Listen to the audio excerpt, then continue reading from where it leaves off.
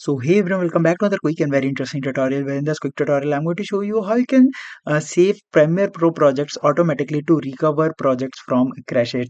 That means the auto save process will become very quickly, so that if your project have been if your software have been crashed, the Premiere Pro will recover the project. In order to do it, just simply go to this option of edit on the top left corner, then click on preferences right there, and in the preferences you simply need to go to this option of general right there. Now here, just simply go to the option here in the general option. You simply need to go to the option of auto save right there. Click over there, and here you can see automatically save in every 5 minutes have been selected. Now here you just simply select 1 minute only, so that the project will save each every minute the changes you have made, and you can easily recover the projects once you have made the changes.